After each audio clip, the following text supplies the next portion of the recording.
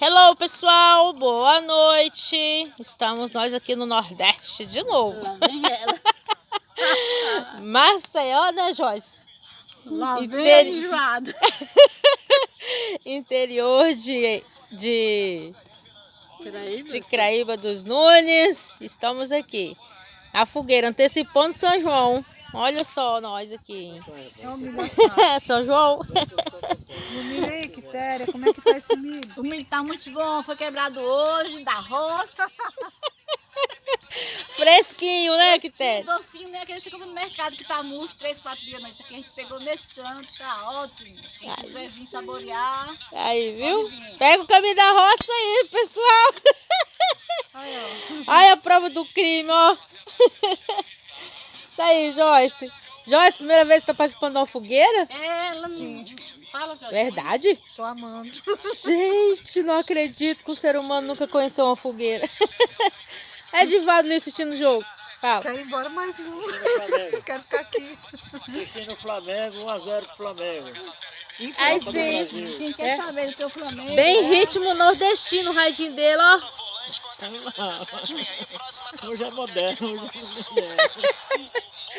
Aí sim. Aqui, ó. Gente, olha lá.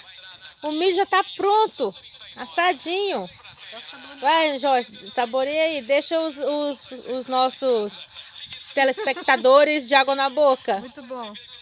Vai, mete o dente mesmo. Aquele tradicional mesmo, de comer o milho assim, mordendo, mulher. Nossa, Vai. tá bom. Dá um pedacinho Dá pra mim, Quitéria, que a pra Quitéria vai criar flor, morder. né? Morde aí, Quitéria, Não, tradicionalmente. que faz, não é morder, o milho você tem que debulhar. Ah, não acredito. É, debulha assim, ó. Faz assim, ó.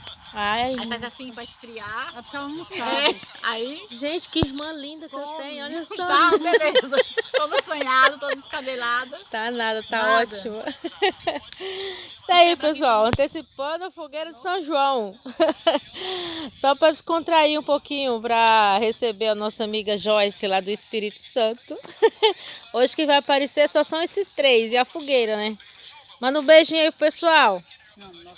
Tchau. Dá tchau, pessoal, Joyce. Tchau, corta. A Joyce fez um galo na cabeça lá de madrugada. Vai cantar. Tá bom, corta. Chega.